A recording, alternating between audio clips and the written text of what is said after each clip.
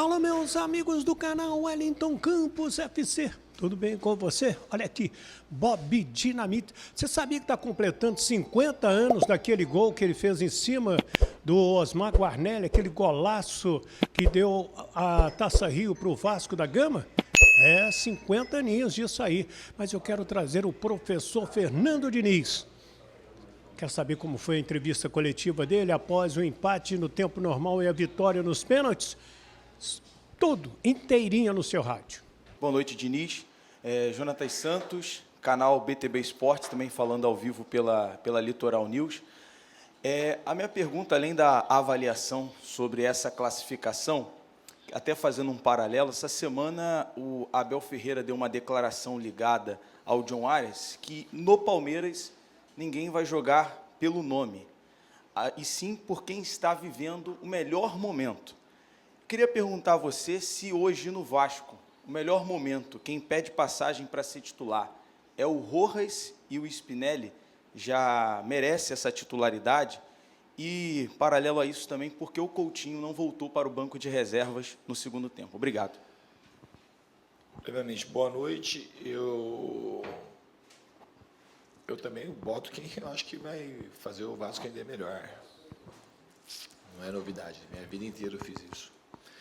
E o Spinelli entrou bem hoje, muito bem, fez o gol, não só o gol, muita disposição, lutando e se apresentando para o jogo. E o Rojas entrou bem de novo. Então o Rojas já jogou de titular e, como até fui questionado por um de vocês, na entrevista passada, ele entrou bem e ele vai ganhando condição, como aconteceu com o Andrés Gomes, processo natural. O Rojas está aqui há um mês, praticamente. Então é natural, ele não está aqui há um ano, está aqui há um mês e está se adaptando, e o jeito dele de jogar também ele tem a ver com as ideias que eu penso sobre o jogo de futebol. Então a tendência dele conseguir e cada vez mais ganhando espaço se ele mantiver isso que ele tem feito nos jogos e nos treinamentos. E a outra pergunta qual que era? O Coutinho não voltou para o banco de reserva. Ele não estava bem no jogo, não estava legal e ele resolveu tirar. Diniz, boa noite, Thiago Tostas, parabéns pela classificação. Contra os times de baixo investimento, jogar com 2 pontas abertos, que dá margem para contra-ataque, não é um erro.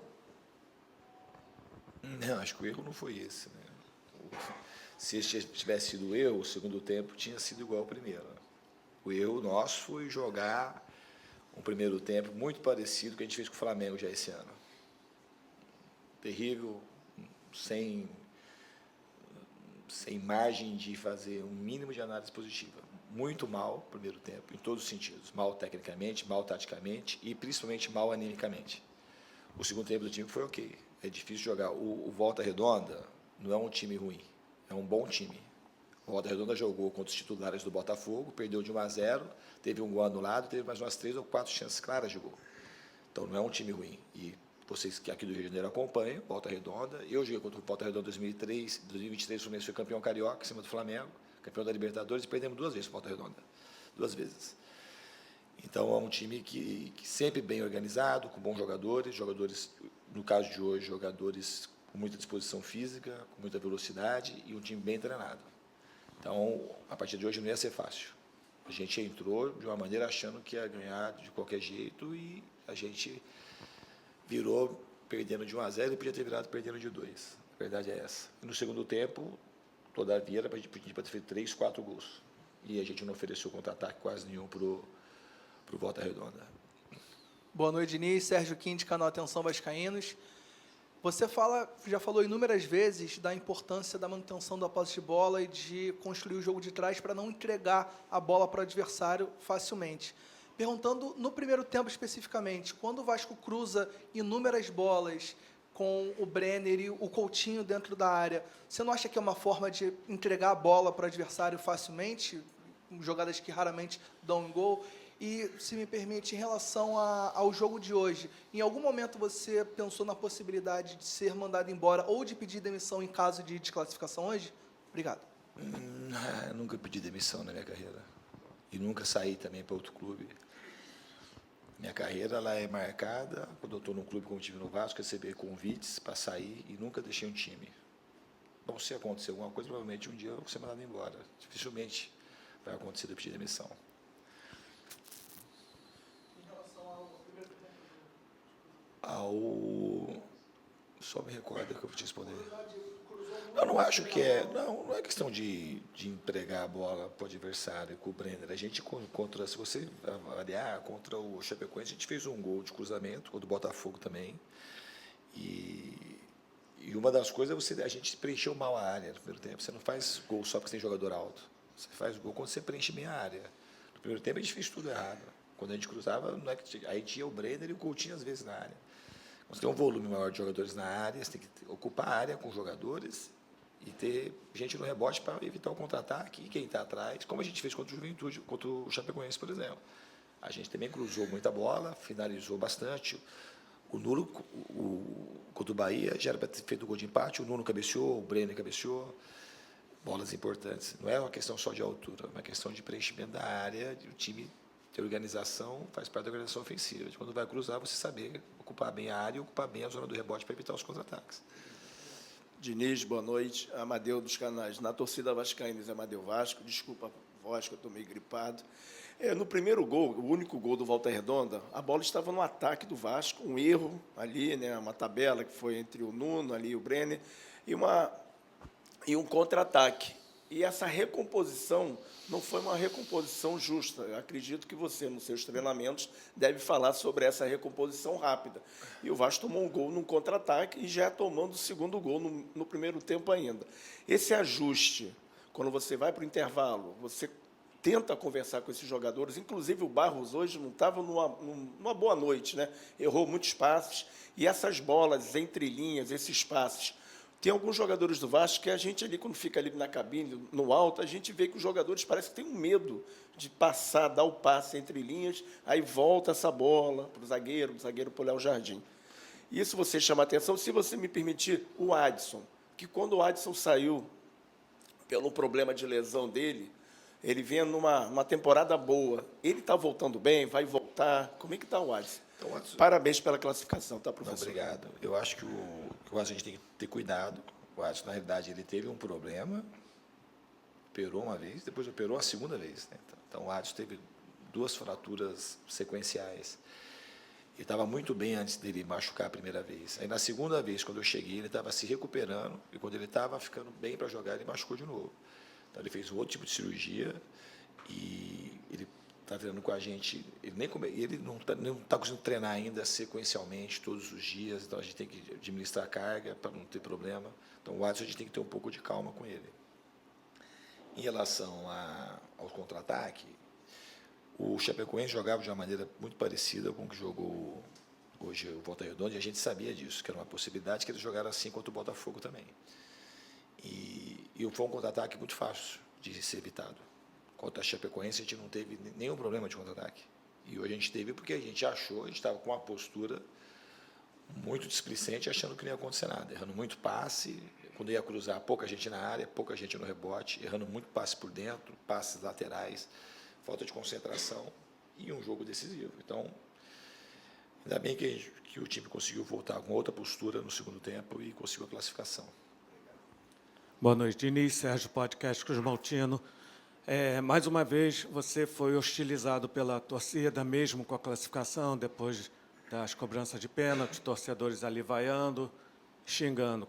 Como está sendo para você trabalhar com essa pressão, torcida já começando a pedir a sua demissão? Não, eu adoro estar no Vasco. Eu escolhi vir para o Vasco. Se você vê os números, que é uma das maneiras de olhar também o trabalho do treinador, é você ver o que o time produz e o que o time oferece. Então, hoje foi 31 chutes a gol contra 6. Contra o Chapecoense, números parecidos. Contra o Bahia, também na mesma linha. E contra o Mirassol, se você pegar todas as estatísticas do Mirassol lá, o Vasco, as 3 vezes que jogamos contra o Mirassol, tivemos estatísticas assim, que te aproxima de ganhar o jogo. O placar final do jogo ele é soberano. E ninguém discute isso. Só que o trabalho, assim, eu tenho confiança no trabalho. Voltando na questão do número, o trabalho em minha vida sempre foi assim. No Fluminense, quando ganhou em 2023, teve um momento da temporada que o Fluminense ficou, acho que 10 jogos sem vencer. E começou igual aqui, assim, a torcida insatisfeita e muita coisa que é, coisa também que não é, que já aumenta, porque aproveita o momento ruim. E o time depois conseguiu ganhar a Libertadores, ganhar a Recopa e terminar em 6º ou 7º no Brasileiro. Então, esses momentos a gente sabia passar. A gente tem jogado partidas boas e com resultados ruins. Hoje a gente jogou muito mal o primeiro tempo e jogou bem o segundo de novo. Eu espero que a gente consiga. A gente tem um problema da ausência do Ryan e vocês têm que concordar com isso. O Ryan, o time meio que se acostumou com a presença do Ryan. Se você imaginar que a gente chutou 31 bolas num jogo, 30 no outro e 20 e poucas no outro, o Ryan, com o poder que ele tinha quantos gols que ele já não teria nessa temporada. E a gente está achando soluções para o time. E não dá para admitir, a gente tem que ser muito criticado pelo que aconteceu no primeiro tempo de hoje e aconteceu no primeiro tempo do Flamengo. Foi fora da curva, coisa que não pode acontecer. Agora, das outras partidas, a gente tem que melhorar o aproveitamento, é criar uma das coisas, a gente continuar criando chance, mas aproveitar mais e oferecer menos chance do adversário. A gente não ofereceu muita chance hoje ao Volta Redonda. Eles tiveram 2 chances claras, uma eles fizeram. Diniz, eu queria te perguntar, você sempre fala do período de adaptação, e isso é para qualquer profissional.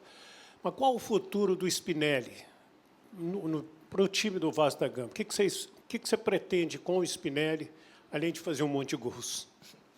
Eu acho que é uma coisa assim, super prematuro para a gente fazer a avaliação.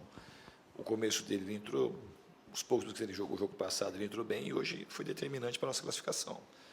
Não só pelo gol, mas pela disposição, depois bateu o pênalti, converteu. Então, um começo muito promissor e o que a gente expectativa, que a gente espera é que ele continue fazendo gols e se entregando para o time e ajudando a gente a vencer jogos. Boa noite, Fernando Diniz, Tim Home, canal Oswaldo Clube Maltinos, com Rádio Conexão Total.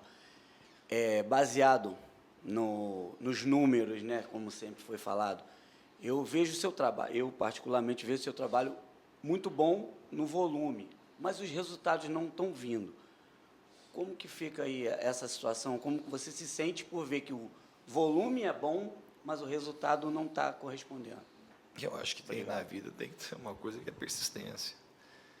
Se o time jogasse como jogou no primeiro tempo, se fosse esse o padrão do Vasco, ia ser muito ruim, muito preocupante. Agora, o time, quando produz, para mim, ele está na iminência de começar a vencer jogos. Ele produz, o Vasco produz muito e oferece pouca chance para os adversários. É o que tem sido a rotina. Então, acho que a gente tem que persistir. E tem coisas boas no time e coisas que a gente tem que corrigir. E corrigindo aquilo que a gente precisa corrigir e persistir, porque eu acredito muito que o resultado vai passar a vir. Oi, Diniz, boa noite. Igor Siqueira, do UOL. A gente sabe que você preza muito por relacionamentos. Como vai ser a sua estratégia para reatar esse relacionamento com a arquibancada? É mais do que resultados? Tem algo que você acha que você pode sinalizar com a torcida vascaína para que, pelo menos, tenha um tipo de trégua nessa relação com você? E, voltando à questão só do Coutinho não ter retornado ao banco após o segundo tempo, tem alguma coisa que envolva relacionamento? Se for uma decisão dele, você notou alguma coisa específica? Não, em relação ao Coutinho comigo, a relação com o Coutinho é muito, muito próxima, mais próxima do que vocês imaginam. Muito boa, uma relação ótima. Até a torcida vai vir com vitória. O torcedor está certo, não está errado. E eu sou uma pessoa que eu aguento aquilo que vem da arquibancada. Você não vai me falar nunca da torcida do Vasco, é uma torcida diferente. O que eu falo aqui é igual na Copa do Brasil, a torcida estava um mês, estava gritando meu nome, hoje está xingando, vai ter que xingar alguém mesmo. E o técnico é o principal responsável do time de futebol. Então, isso, a torcida está no direito e está certa. E se o time faz, principalmente o que fez no primeiro tempo, como é que a torcida não vai xingar? Como é que a torcida não vai se desesperar com aquilo que está vendo? Que paga ingresso, que vem na chuva, que vem no sol, que viaja. A torcida não tem nada. O reatar de mim, a torcida vai receber sempre aquilo que eu acho da torcida do Vasco. É uma torcida diferente, uma torcida apaixonada e uma torcida que carrega o time, é o maior patrimônio do Vasco, é a sua torcida. O que eu tenho que fazer é fazer o time ganhar o jogo. Se a gente tivesse ganho do Mirassol, tivesse ganho do Chapecoense, tivesse ganho do Bahia, ia estar tudo legal. Não ganhou. E a torcida se preocupa, a torcida sente medo e sente apreensão. O que vai acontecer com o Vasco nessa temporada? Então, o torcedor tem coberta de razão. E isso eu falo para os jogadores. A torcida não é para discutir. A gente tem que entregar um serviço de qualidade e, nesse momento, entregar a vitória. Aqui, Diniz, Joel Silva, do canal Colina em Foco, do Grupo TMC. Eu queria que você explicasse quando que você imagina já contar com o Cuiabano, né? É o segundo jogo que ele não foi relacionado. E quanto ao Marino, né? Hoje você preferiu colocar o David e não o Marino. Imagino que por conta da adaptação. Quanto tempo você acredita que ele vai estar nas condições ideais, como ele jogava no Atlético Nacional? Obrigado. Então, não dá para te precisar em quanto tempo que o Marino vai estar totalmente adaptado. Hoje, a entrada dele, a gente tem o segundo, do lado direito, a gente estava ocupando, que é hoje o espaço que ele ocupa melhor no campo, que ele sente mais conforto. Então, com a entrada do Paulo Henrique, aquele corredor, o Paulo Henrique é onde ele tem de mais forte. E o Rojas estava bem por ali também. Então, assim, e o Cuesta também estava fazendo quase que uma trinca ali. O Cuesta, tanto é que o cruzamento, que alguém fala, foi questionado um tempo atrás aqui numa coletiva, o zagueiro está cruzando. Isso não é a primeira vez que saiu gol por causa do cruzamento do Cuesta ou do Robert. Então, que é um jeito de jogar quando um time está com uma linha muito baixa, como estava a Chapecoense, como estava o jogo de Volta Redonda de hoje, é uma alternativa. Então, o Cuesta, ele cruzou, ele fez ultrapassagem, e não é porque o zagueiro está lá que a gente vai ficar exposto no contra-ataque. A gente fica exposto quando a gente está mal organizado. Até que no segundo tempo a gente não cedeu o contra-ataque. No primeiro tempo, o Cuesta foi menos ao ataque, o Robert foi menos e a gente ficou mais exposto. Então, é uma questão de organização. Em relação... E o David, naquela hora, a gente precisava, com a saída do Brenner, a gente precisava ter um cara que tivesse um pouco mais de presença de área, que não é o caso do Marino. E também não sei se o Marino vai jogar como ele jogava no Atlético Nacional. O Gomes, por exemplo, era um jogador, vocês conhecem muito pouco o Andrés Gomes, eu também conhecia pouco. Os vídeos do Andrés Gomes eram todos do lado direito e todos atacando espaço, com pouquíssimo enfrentamento. Pouquíssimo enfrentamento. Era um jogador de jogar em transição e correr nas costas. Hoje é quase que o oposto que ele faz. Ele é um jogador que está no outro lado do campo, ele também jogava bem do lado direito, mas do lado esquerdo eu acho que ele produz mais e é um jogador, ataca espaço às vezes, e é o jogador, talvez, eu acho que no Brasil, o cara que mais enfrenta e ganha duelo 1 para 1. E o Marino, eu não sei onde que ele vai jogar ainda. Ele é um jogador que tem muito recurso técnico, jogador fisicamente muito inteiro, e com o tempo é saber onde a gente pode usá-lo e tomara que eu acerte a dose de saber onde que ele vai render mais. O Cuiabano, ele treinou acho que umas 2 vezes comigo só, ele teve um desconforto na coxa e a gente conhece muito pouco o Cuiabano, né, de estar junto. Então, a gente resolveu segurar e deixar ele se sentir confortável para ele poder... Porque a única coisa que ele não poderia é machucar logo na chegada. Então, a gente está tendo um cuidado com ele para ele voltar em boas condições. Não sei se já o jogo do Fluminense ele tem condição ou não. Talvez tenha, de ficar à disposição. Boa noite, Diniz. Bruno Murito, do GE. Eu queria te perguntar, você respondeu agora um pouco dessa questão dos zagueiros estarem muito abertos, às vezes cruzando, aparecendo na lateral ali para fazerem cruzamentos. Na sua cabeça, assim, o time, às vezes, ele tem um vício muito de lateralizar as jogadas, procurar sempre muito chegar até as laterais e não jogar tanto por dentro? Porque eu pergunto isso porque no primeiro tempo o Vasco fez uma ótima jogada com uma tabela com o Brenner, o Coutinho, o Nuno, que o Coutinho foi bloqueado ali na hora de finalizar. Se já é um vício, assim, até de trabalhos anteriores mesmo, que a gente sabia de quantidade de cruzamentos que o Vasco acabava optando por fazer no ataque. E também queria te perguntar um pouco sobre... Nesse momento já parece que existe uma certa impaciência da torcida com o Brenner, assim. Hoje ele também, a torcida chiou um pouco ali na hora que ele foi substituído. Queria que você falasse um pouco da sua visão, como que eles dois lá na frente hoje funcionaram durante determinado tempo do jogo, ali, o Spinelli e o Brenner, como dupla de ataque. Obrigado. Eu acho que quando você tem, do jeito que estava o jogo hoje, pedia dois caras mais de área, que a gente estava acabando cruzando muito a bola, e acaba quando você tem 2 jogadores que sabem atacar a área, às vezes o zagueiro marca um e sobra outro. Então o Spinelli estava livre porque o Brenner estava na área ali, provavelmente levando a marcação para algum lado. E a impaciência é natural, tem que saber conviver. E, repito, o torcedor é isso. O torcedor quer que o time ganhe e se a gente não consegue produzir, ele vai reclamar. Ele tem que saber suportar. Em relação ao vício, não é vício. Você falou de uma jogada que a gente errou. A outra jogada, o Barros foi dar um passo por dentro, a gente quase tomou o gol. Quando o time está jogando em linha baixa, o lugar mais congestionado é dentro. E se você errar por dentro, a tua chance de tomar um contra-ataque fatal, ela é enorme. Por isso joga do lado. Porque o centro é o lugar mais cheio. E quando você começa a jogar muito bem dos lados, aí pode ser que surja uma oportunidade de você furar por dentro. Então, aquela jogada não é comum. Aquela jogada é incomum, não só para a gente, em qualquer time. Um time, quando está marcando como eles estavam marcando, já é difícil você entrar pelo lado. Pelo centro é muito mais difícil ainda. Fica muito congestionado. Os jogos, quando tem o time jogando com uma linha de 5 e uma linha de 4, e o centroavante ainda voltando para ajudar ali para marcar volante, é muito difícil. No centro, ali no centro, fica praticamente quase sempre 7 jogadores. Então, para você tomar um contra-ataque de gol ali, ainda mais do jeito que a gente joga, com muita gente no campo de ataque, é um risco muito grande. Às vezes acontece uma jogada bonita como aquela, mas ela tem que ter uma certa naturalidade. Ela só aconteceu porque, naquele momento, a gente joga muito pelo lado. E aí, o cara tem que colocar o jogador do lado e acaba abrindo no centro da área, que é onde ninguém quer abrir. Por isso, opção por usar os zagueiros muito avançados, assim. É que se o zagueiro não precisar avançar, ele não vai avançar. É conforme o time vai jogando, fica ali uns 8 metros para você jogar futebol. É difícil mesmo para todo mundo. O Botafogo, e se vocês não assistiram, eu convido vocês a assistirem, porque eu acho que vocês têm curiosidade para estudar futebol, ver o jogo do Botafogo e eles, que eles não marcaram tão baixo como marcou a gente, o Botafogo teve dificuldade. Eles tiveram chances claras, o jogo foi 1-0, eles tiveram um gol anulado, e tiveram uma chance parecida com essa que ele fez o gol, o atacante foi tocar e eles perderam o gol. Então é um time que é muito difícil você jogar. É um time que é um time bem treinado, com jogadores com saúde, com altura na área. Então não é fácil furar. Eu acho que no segundo tempo a gente fez uma partida boa.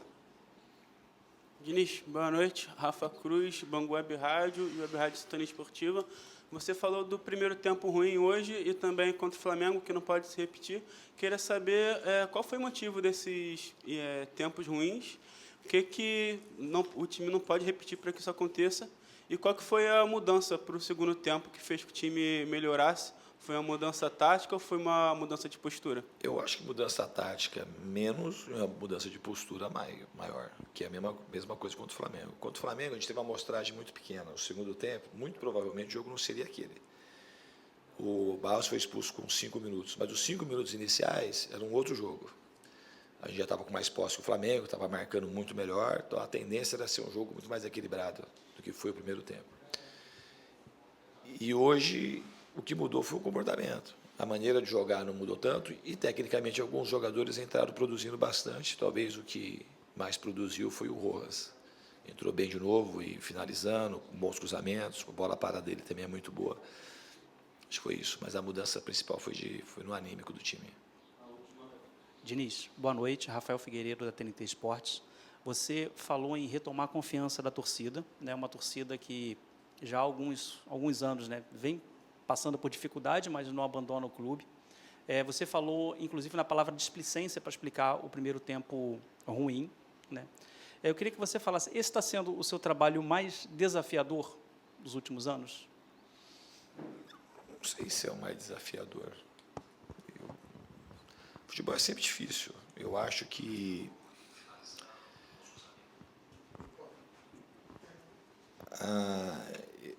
a gente teve o ano passado, os números, que a gente sempre fala de número, o número principal do ano passado, quando eu cheguei, o Vasco estava na zona de rebaixamento. No final, escapou do rebaixamento. E o outro dado importante de número, que tem aquele monte de nome, quando a gente vai pegar os números que eu falo de trazer a valor presente, quando é conveniente, a gente traz assim, a gente perdeu tantos jogos, mas no fundo a gente tinha um medo muito grande do rebaixamento. A gente, em determinado momento do campeonato, a gente deu uma subida grande, pensando até em Libertadores, depois teve aquela série de 5 derrotas e a gente depois ganhou do Inter aqui, praticamente se livrou do rebaixamento. E na Copa do Brasil a gente foi indo muito bem, e terminou muito bem a Copa do Brasil. E somado a isso, do ano passado, o Ryan, que era um jogador, que é uma outra coisa aqui para o Vasco, foi muito bom. Um cara que ia ser vendido por 10, foi vendido por quase 40, somado no agregado. A gente teve receita de chegar do Maracanã lotado 2 vezes, depois a final contra o Corinthians. Então foi um ano assim que não foi o ideal, porque não terminou com o título. Se tivesse terminado com a coroação, a celebração da Copa do Brasil, teria ido para a Libertadores e teria quebrado um grande tabu aí de muito tempo. Esse ano, quando a gente começa com a saída do Ryan, parece que é uma coisa pouca, mas para a gente não é uma coisa pouca. Os times, eles vão se reforçando. O Cruzeiro não perde ninguém, não perde o Caio Jorge. Ele contrata o Gerson, e contrata mais um, e contrata mais outro. O Flamengo é a mesma coisa, o Palmeiras a mesma coisa, o Botafogo, que se desmanchou, que está para um processo mais difícil. O Fluminense, se não perdeu também jogador importante, vai se reforçando. E a gente vai se reforçando na medida que a gente pode. A gente traz jogadores para apostar e melhorar, para a gente conseguir. A gente não vai repor o Ryan instantaneamente. Impossível. Só se a gente, nem se tivesse os 40 milhões, que o Ryan vale mais do que isso. Então a gente tem que agora trabalhar muito, acho que se adaptando a isso e, principalmente, na parte do jogo, a gente conseguir terminar melhor as jogadas. Porque ano passado a gente fez muito gol. A gente melhorou o sistema defensivo no sentido de oferecer chances ao adversário. Estou falando de maneira geral, mas a gente tem criado, a gente está tendo que chutar muito e criar muito para fazer 1 ou 2 gols. Então é uma coisa que a gente precisa trabalhar e voltar a vencer de uma maneira continuada para a torcida voltar a abraçar o time e criar a sintonia que a gente terminou ano passado. Obrigado, Diniz. Aí então, o técnico Fernando Diniz, o que você achou? Agora é o seu comentário. Ele já fez o dele, agora o seu. Comente aí, o Wellington Campos FC, se inscreva, paga nada não, dá aquele joinha, fortalece o nosso trabalho. É super importante a sua presença aqui conosco, tá bom?